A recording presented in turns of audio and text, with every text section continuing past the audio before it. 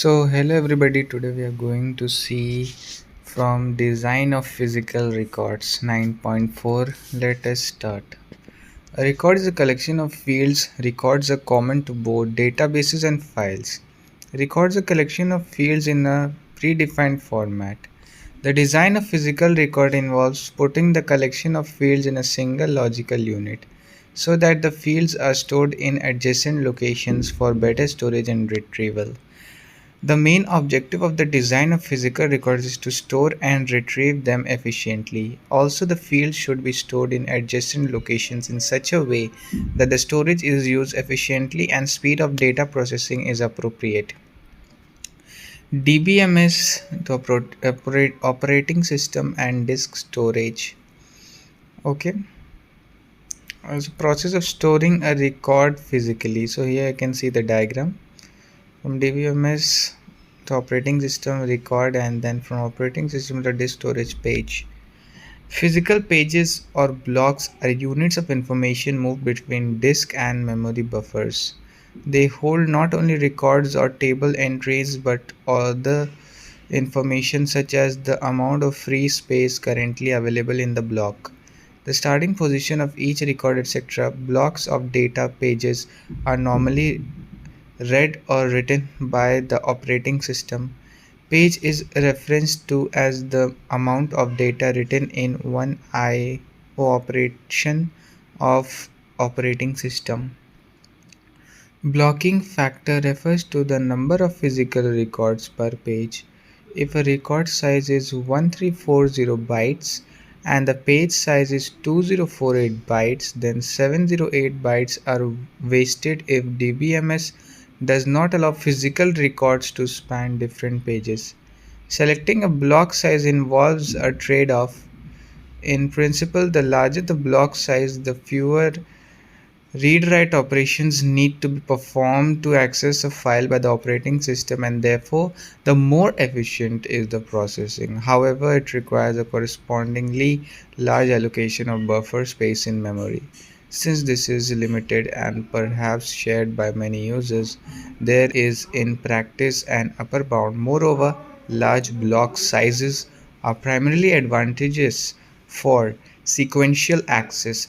Denormalization is the process of transforming normalized relations into unnormalized physical record specifications. The motivation behind denormalization is poor performance of normalized table. The following may be of use for denormalization. Combine two entities with one-to-one relationship to one entity. This avoids the cost of joining two tables when the data are required from both the tables. Another form of denormalization is to repeat the non-key attribute field of one table in another table to facilitate the execution of query faster. However, it depends on the application at hand. Figure 9.5 depicts denormalization for optimized query processing. So here you can see the table of denormalizations for optimized query processing. Now, how many more? Okay, one page. Okay. In a particular application, it is seen that queries about order also require the customer underscore name. In case of normalized table, this would always require joining customer table and order table each time the query is processed. We have modified the order table by adding back the customer underscore name from the customer table in order table. Now all queries will require only the order table as all relevant information are available in this table. Activities to enhance performance. Combining tables to avoid joins. Horizontal partitioning refers to placing different rows of a table into separate files. For example, in an order table, order pertaining to different regions can be kept in a separate table for efficient retrieval of records. Vertical partitioning refers to placing different columns of a table into separate files by repeating the primary key in each of the files. Record partitioning refers to a combination of both horizontal and vertical partitioning as in distributed database processing. Data replication refers to the same data being stored in multiple places in the database. Figures 9.6 and 9.7 depict table structure in its original and improved versions. Process of denormalization of tables. Select the dominant process based on frequency of execution and frequency of data access. Define the join table for dominant process. Evaluate the cost of query updates and storage for the schema. Consider possibility of denormalization to avoid table joins.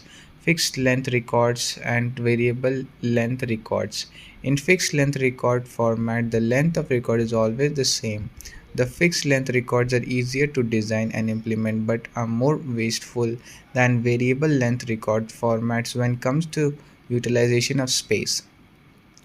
In variable length record format, the records are of variable length. To identify the end of a record, variable length records use end of record marker. It can be a special character.